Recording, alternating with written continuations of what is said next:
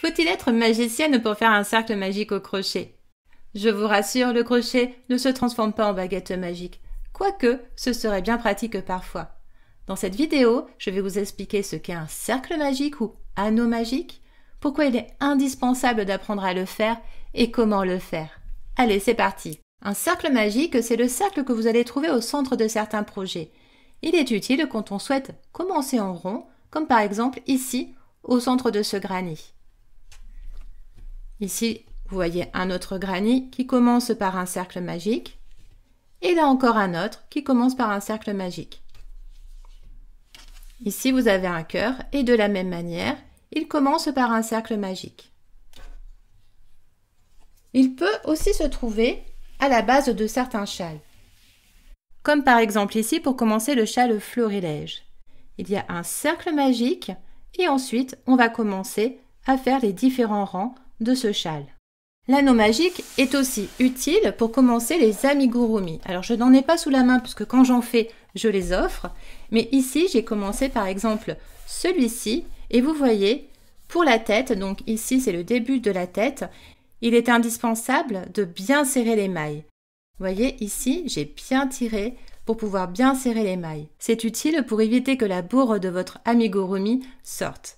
Bon, vous voyez ici que je n'ai pas choisi le bon crochet puisqu'il y a trop d'espace entre mes mailles.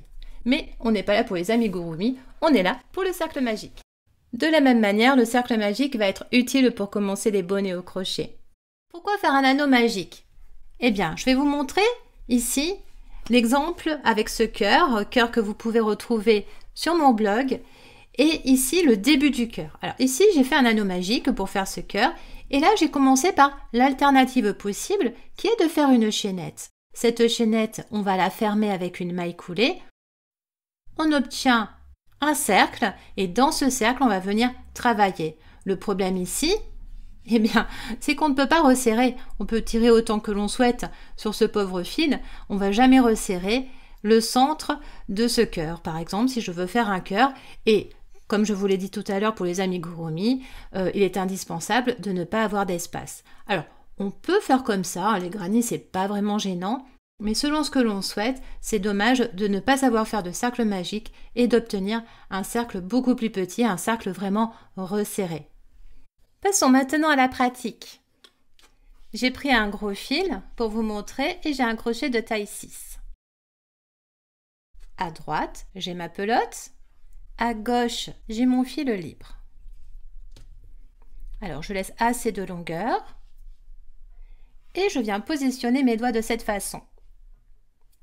Le fil libre se retrouve au-dessus, le fil relié à la pelote se trouve en dessous. Avec mon pouce, je maintiens mon fil et je viens enrouler mes doigts une fois, deux fois. Je ne serre pas, c'est pas utile. Ensuite, je passe mon fil relié à la pelote ici pour pouvoir le travailler et je viens coincer le fil libre entre mon auriculaire et mon annulaire, ça le maintient. Je déplace mon pouce, je maintiens mes 3 brins. Maintenant, ce qu'il faut faire, c'est passer ce brin de ce côté. Pour cela, avec mon crochet, je passe de cette façon sous les 3 brins.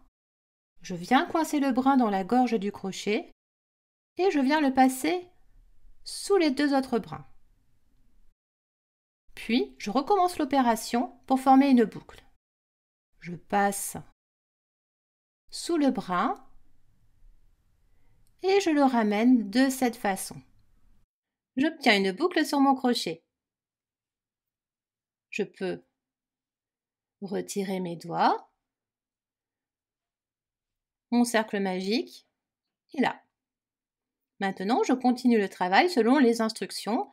Par exemple, disons que j'ai 6 mailles serrées à faire. Eh bien, je vais faire mes mailles serrées. Donc là, je n'ai pas encore de mailles, j'ai juste une boucle. Je viens faire une première maille serrée. J'ai un V, j'ai ma première maille serrée. Une deuxième,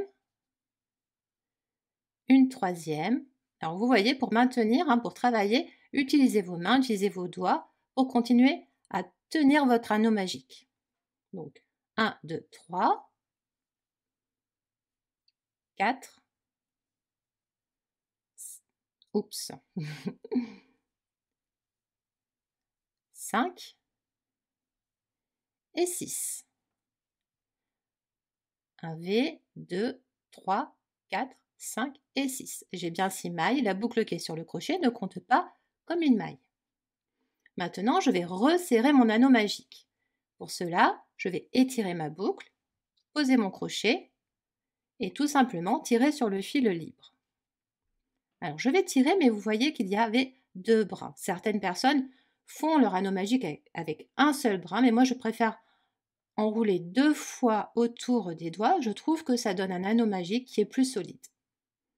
Donc, je tire et vous voyez que j'ai seulement un brin qui raccourcit. Alors, je vais le défaire, je vais vous montrer comment faire. Donc, quand je tire, je vois que sur la gauche, c'est là que le fil raccourcit. Alors, ce que je vais faire, c'est sur la droite, je vais tirer et en tirant, cela permet au deuxième brin de raccourcir. Ensuite, je retire de cette façon. Et voilà, un petit peu l'un, un petit peu l'autre. Et voilà. Maintenant, je reprends mon crochet. Je vais replacer mon crochet, la boucle sur le crochet. Et je vais pouvoir continuer mon travail. Alors là, 2 possibilités. Soit je travaille par rang. Alors je vais fermer mon cercle. Ici, je vais fermer mon rang avec une maille coulée. De cette façon. Soit je travaille en spirale. Et par exemple, je continue avec une maille serrée, dont la première maille serrée qui a été faite. Voilà, ce n'est pas plus compliqué que ça. Vous avez aimé ce tuto? Mettez un j'aime, ça aide la chaîne à se faire connaître. Et si vous êtes intéressé par les tutoriels de crochet, eh bien je vous invite à vous abonner à la chaîne et à activer les notifications. Et puis, ne bougez pas, parce que je vous montre tout de suite une autre façon de faire le cercle magique. Si cette méthode est un petit peu compliquée pour vous, eh bien je vous montre encore une autre méthode pour le faire.